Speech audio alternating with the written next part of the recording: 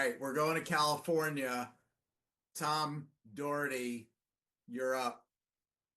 Hey, Coach, just want to say thank you for all the sacrifice and all you've done to help youth in sports and also just continue your career in leadership. I coached baseball and football for 10 years. I remember those moments at the end of the season, maybe where a kid didn't score, or maybe a kid never got in the end zone his whole Pop Warner career. And we did everything we could to get that kid in the end zone. So I can Right. only imagine the moment with you and J Mac. That is just, you know, like a legend of all legends, right? Yeah. Well, thanks. My question for you is two-part. One is what I found as I got through my coaching career, I struggled with the parents. The kids were great, but I'll tell you, there were certain challenges with parents. I tried to come up with a couple of different ways to handle them. One included putting a whistle in my pocket and saying, hey, I'm here 7 days a week. I can use all the help I can get. How did you handle parental pressure in your career? That's a great question. I'm just curious because my son lives in Los Angeles. Whereabouts are you, Tom? I'm in the Bay Area in Castro Okay. Valley, Okay. California, I so was just closer to San curious. Francisco. So, yeah.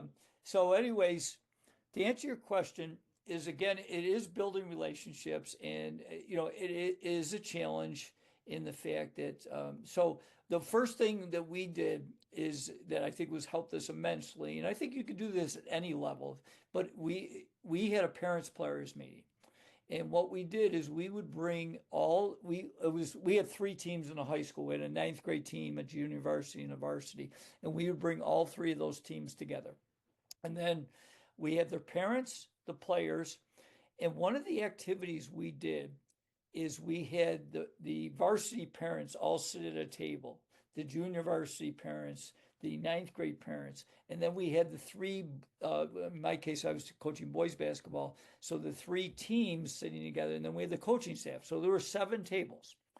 And one of the exercises we did was we asked each group to share three expectations they have of the other two groups. And then we did it publicly.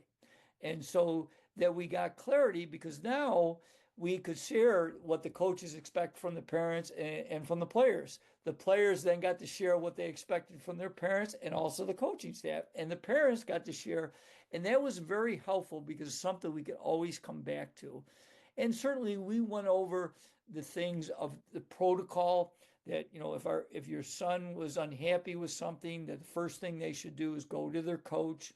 And then if we can't handle it from there, then we'll bring the parent in and talk to them as well before, we go, to any other steps. And usually we could cut it off, not 100%. There was always one or two that made life interesting, I guess would be a good way to. But I think the more clear that they know what you're all about and that you respect them, then in most cases, I think they will respect you. I think most of my parents would say the coach wanted what's best for the kids. But it was as a team, and that's what we're trying to teach them because in life, to me, it's a team sport. If you can't get along with other people, life becomes much more difficult, I believe. So, we're trying to teach them what it takes and the different sacrifices and the different roles because not everybody can be the leading scorer or whatever it happens to be. But I think giving clarity, I always used to tell my parents, clarity is kindness. I want to clearly communicate my expectations, and certainly I want to hear from you, your expectations. So, It's great advice. Thank you, Coach. my pleasure. Clear is kind. I love it.